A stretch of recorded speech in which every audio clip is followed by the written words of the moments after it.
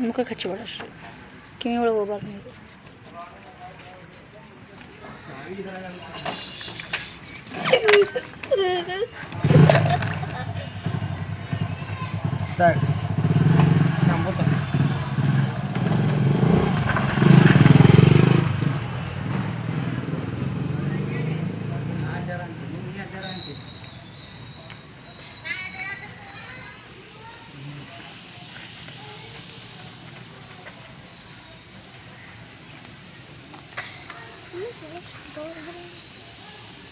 ಅಲ್ಲ